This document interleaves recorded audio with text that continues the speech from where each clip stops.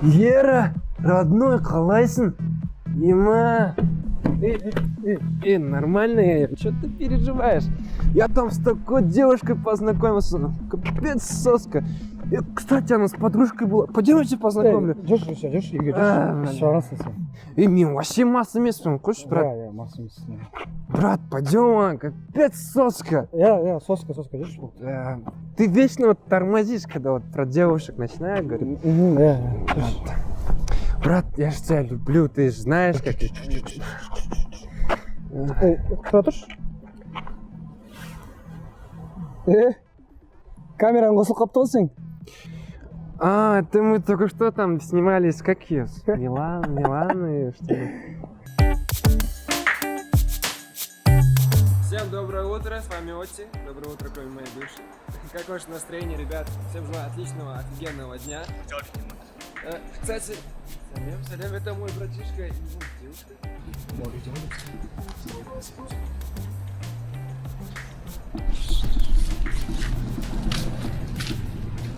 Нам негізі дұрыс болмады.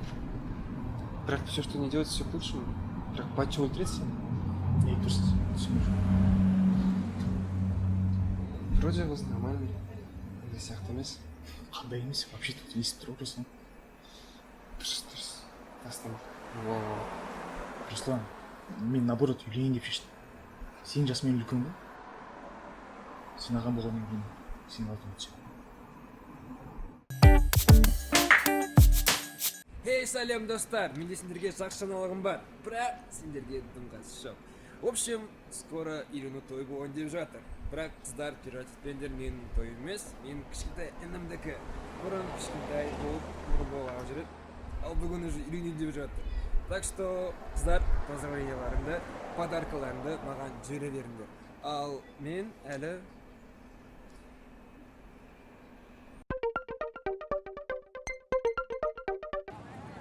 Сен Разияның аяғы ауыр дегенсің. Олай емес па не? Жоқ, мен жай ғана үйге таныстырып алып келдім ғой. Сен өзің айттың ғой маған? Да блин, Руслан, аяғы ауыр деген сөз мен айтқан жоқ. Кім айтты онда маған? Аяғы ауыр деген сөз мүлдем болған жоқ. Батялар не деді? Рұқсаттарын беріп отыр. Енді әке шешесімен танысуға шығайын деп жатыр. Че, уже? Иә, соны айтам. Ну ладно, вот шығайын деп жатыр. Сен қашан келесің? Бар еріңдер, менде жұмыстарым бар.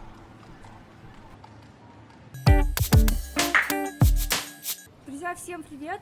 Сегодня был очень-очень волнительный день.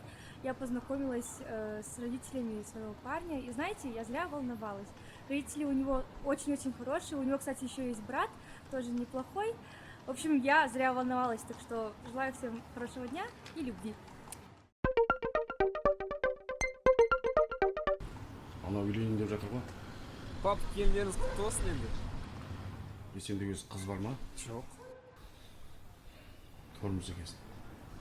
Пап, ты чего? Ағасы үйленбей жатып, інесіне үйленуге болмайды. Біздің қазақтың салты. Енді? Ана Клара тәтенің қызына үйленесің. Эльмирка, что ли? Она же наша родственница. 7 атадан асса болды. Сүйек жаңартамыз. Так, Қара Батыр. Онан кейін атамыз Ақ Батыр. Онан кейін барып Жексенбай Батыр. Онан кейін Сексенбай, Алпысбай, 70...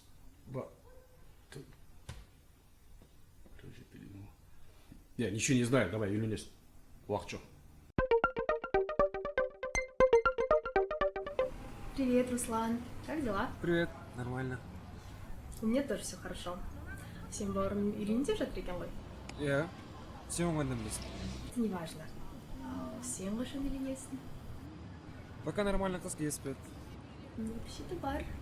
Егер дұрыстап қарасаң. Точно.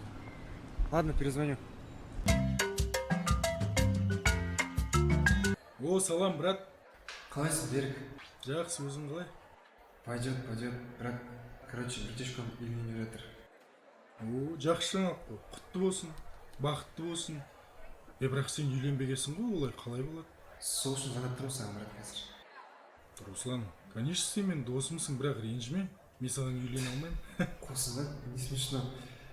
Брат, қарлығаш үйде ма? Қай қарлығаш? үйлердің неше қарлығаш бар? Ну енді братан, біздікі этажды ғой үйіміз. Бізге қарлығаштар в принципе үй асамайды. И сен қарындасың айтам, брат. А, көканай ма? Оны қайтейін деп еді. Жаңа ғана түсіндірме болсаң барын жағдайға. Мен түсініп тұрған жоқпын, сенің жағдайыңа көканайдың қандай қатысы бар? Брат, қарлығашқа айтайын деп, бала сен оның ағасы болғаннан кейін, екіншіден сен менің досымсың, саған айтатым. Бер. Ол әлі бала емес па? Қандай бала? Танысқанда вроде этот. Нешеде жасы?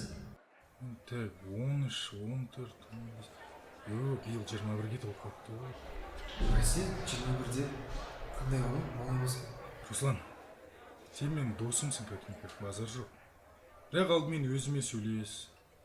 Егер ол келісім берсе, мен ешқандай қарсы. Бер, рахмет. Сен қарындас үшін уайымдама. Мен оны ренжітпеймін. Жоқ, алаңдамаймын ғой.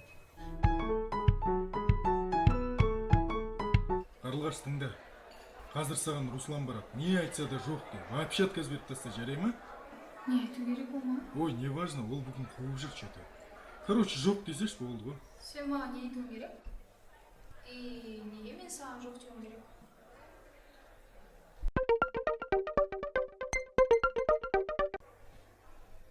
Қарлығаш, біз бір-бірімізді жақсы білмейміз. Нешті? 2 рет көрістіңдер. И то екіншісі бүгін. Сен нормальныйсың, мен де вроде нормальныймын. Маған кейде шығасың ба? Ага. Почему такая срочность? Жағдай былай. Інім үйлене жатыр. Салт бойынша інісі ағасын жолын кеспеу керек. Егер кессе, ағасы үйленбей қалады. Ну, шығасың ба? Я согласна. Кім күйеуге шығайын отыр?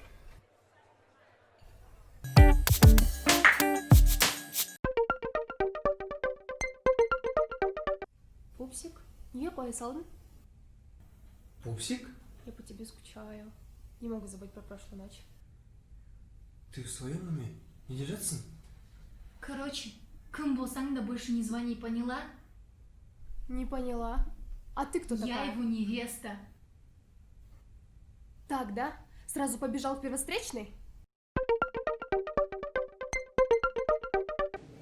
Да, мам. Қайда жүрсің? Құдаларым ұят болды ғой. Мам, несі ұят? Өздеріңіз отыра беріңіздерші. Оған бауырының ата-енесімен танысайық деп жатырмыз. Мам, что это буду делать? Оттай бермей келсе, кел деген соң.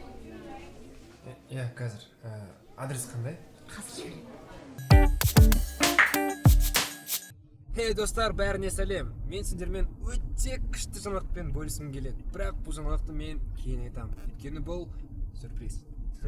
В общем, достар, мен қазір інімнің қайын жұртымен біздің құдаларымызбен танысуға бара жатырмын. Осы түрмен барсам, вроде нормально сияқты, иә, достар. Басында шыны керек айтсам, барғым келмеген.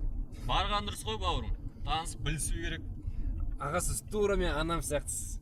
В общем, ребят, не пропустите вечером прямой эфир. Эксклюзивная новость. Будьте первыми, кто узнает. Чао! Аселя, привет. Привет, қалайсың? Жақсы. Аселя, я замуж выхожу. Түсінбедім. Қайталаш? Замуж выхожу, Дим. Кімге шығайын деп жүрсің? Сен жігітің жоқ қой. Анау Руслан ше, Беріктің досы. Вот сол кеше маған ұсыныс жасады. Я помню, сен оны 2 жыл бұрын банаттың, бірақ сезімің бар ма оған? Вроде знай. Ну, такой харизматичный. Даже не айтарым білмеймін. Ты что, не рада, что ли? Нет, рада, конечно. Просто он какой-то несерьезный. Ой, ладно. Саған ішкі сырымды айтып отырсам, давай, пока.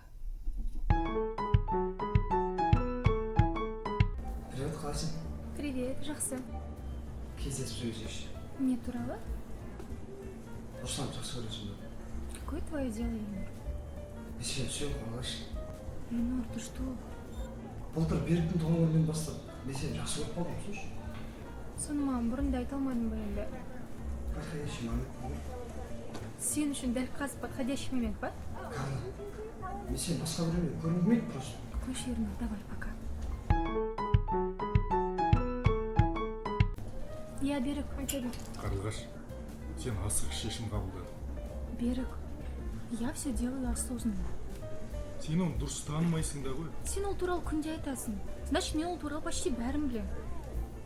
Ал Германияшы, магистратураны не істейміз? Я, скорее всего, откажусь. Сонда той үшін Германиядан отказ жасап тұрсың ба? Я уже взрослая.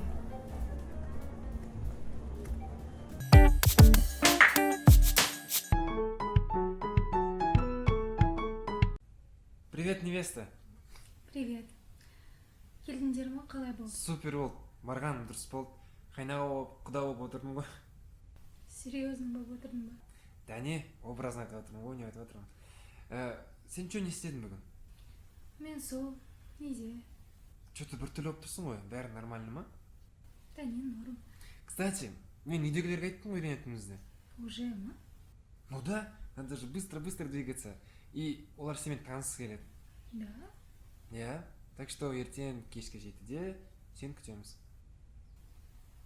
Все, Окей. да, до завтра. Good night, достар. Как я обещал раньше, делюсь своей новостью. Сразу айта салғанда біртүрлі екен. Короче, жақында үйленем.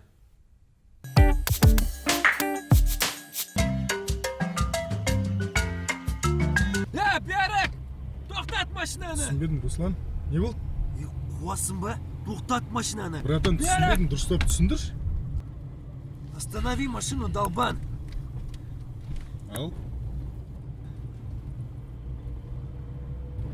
Братан, меня похитили.